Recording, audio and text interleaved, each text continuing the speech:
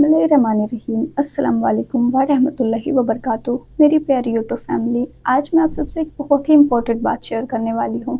आप सब जानते हैं, मैंने लीगल तरीके से इस्लाम कबूल करने की हर जायज़ कोशिश करके देख ली। जामा मस्जिद भी जाकर देख लिया, 2-3 बार जामा मस्जिद गई हूँ। जामा मस्जिद जाकर इमाम साहब से मिलने की भी बहुत कोशिश की। तब मैं शाही इमाम के ऑफ़िस में भी गई थी और वहाँ जाकर मेरी एक मौलाना साहब से मुलाकात हुई थी। शाही इमाम साहब से तो मैं नहीं मिल पाई थी, लेकिन वहाँ एक मौलाना साहब बैठे थे, उनसे मैं मिली थी। तो उनसे मैंने अपनी सारी सिचुएशन के बारे में बात की थी, सब कुछ उनको बताया था कि मैं लीगल तरीके से करना चाहती हूँ ये चीज़, मुझे अपने डॉक्यूमेंट्स बनवाने हैं। सबसे पहले तो उन्होंने मुझे वीडियो बनाने से मना कर दिया कि तुम ऐसे वीडियोस नहीं बना सकती हो। मैं वीडियो बनाना चाहती थी आप सबके लिए, कि मैं इस पूरी जर्नी को आप सबके साथ शेयर कर सकूं। तो उन्होंने मेरी सारी वीडियोस डिलीट करवा दी थी, इसीलिए मेरे पास उस दिन का कोई भी प्रूफ नहीं है। लेकिन फिर उन्होंने मुझे इस्लाम कबूल कराने से भी मना कर दिया था कि तुम्हें यहाँ जामा मस्जिद में इस्लाम कबूल करने की कोई ज़रूरत नहीं है, ना ही तुम्हें यहाँ पर कोई लीगल तरीके से प्रूफ वगैरह मिलने वाला है। तुम्हें अगर प्रूफ चाहिए, अपने डॉक्यूमेंट्स बनवाने हैं, तो उसके लिए तुम्हें किसी वकील से बात करनी होगी। और सच में उस दिन मैं बहुत ज़्यादा अपसेट हुई थी और मैं रोती हुई वहाँ से वापस आई थी। फिर जैसे कि मौलाना साहब ने मुझे बोला था कि तुम किसी वकील से कांटेक्ट करना डॉक्यूमेंट्स बनवाने के लिए। जैसे कि उन्होंने बताया था कि शाहीन बाग ओखला में वकील मिल जाएगा।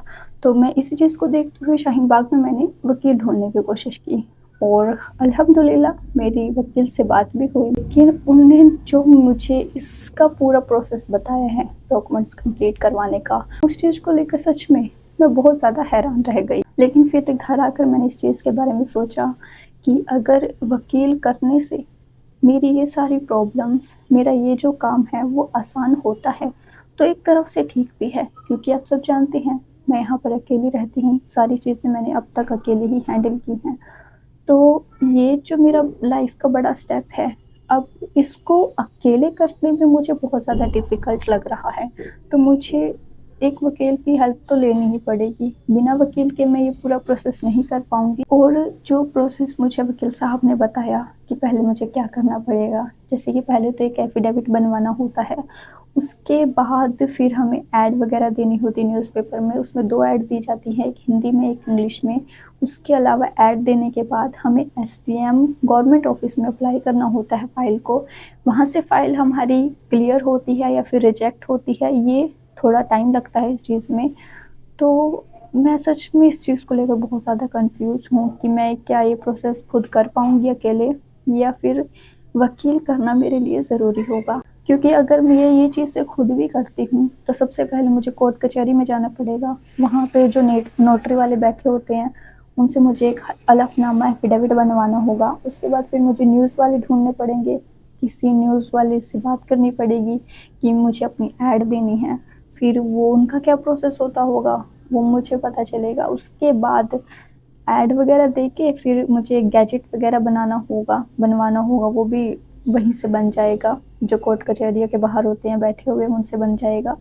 वो गैजेट बनवा के फिर मुझे एसडीएम ऑफिस में, गवर्नमेंट ऑफिस में देना होगा अपनी फ़ाइल को, क्योंकि जो लास्ट स्टेप है वो यही है, ऑफिस से गवर्नमेंट ऑफिस में अप्लाई करने का। वहीं से पता चलता है, अगर फ़ाइल क्लियर होती है तो वो डॉक्यूमेंट्स बन जाएंगे, अगर वहीं से फ़ाइल रिजेक्ट हो गई तो सारी मेहनत बेकार है। और इसी चीज़ को देखते हुए मुझे वकील करना ज़रूरी भी लग रहा है, क्योंकि वकील को एक अपना एक्सपीरियंस होता है काम करवाने का कि क्या चीज़ें किस तरीके से की जाती हैं और फाइल ताकि रिजेक्ट ना हो। तो वकील को इस बारे में पूरी नॉलेज होती है। अगर मैं अपने आप अपने दिमाग से ये सारी चीज़ें कर भी दूँगी तो मुझे एक डर सा रहेगा कि हाँ, पता नहीं मेरी फ़ाइल पास होगी या रिजेक्ट होगी। इस चीज़ को लेकर मैं थोड़ा-सा कन्फ्यूज़न में हूँ कि आखिर मैं करूँ तो क्या करूँ?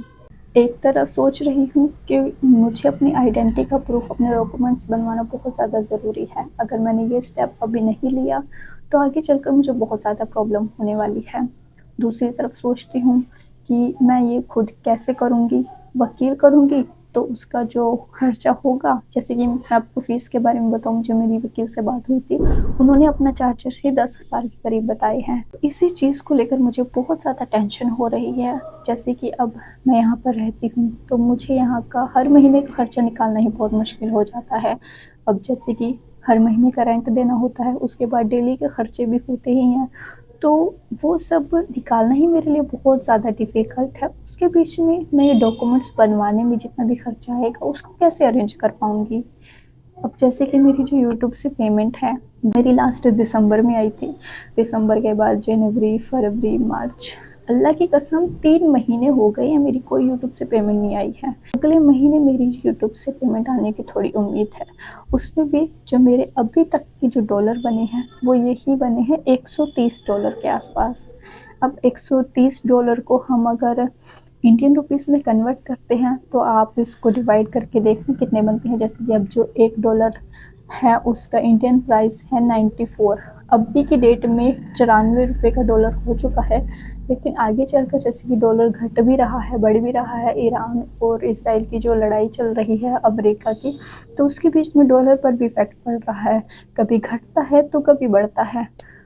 तो अभी पेमेंट का तो कोई भरोसा नहीं कह सकते हैं कि कितनी आएगी कितनी नहीं आएगी, वो तो अल्लाह ही जाने। खैर वो चीज़ तो चलो अलग है कि हाँ ज़िंदगी है तो इन सारी चीज़ों को तो हमें डेली खर्चे अपनी ज़रूरतों को तो निकालना ही होता है। वो तो अल्लाह भी है रिस्क देने वाला, उस पर विश्वास है तो वो हर कुछ भी कर सकता है।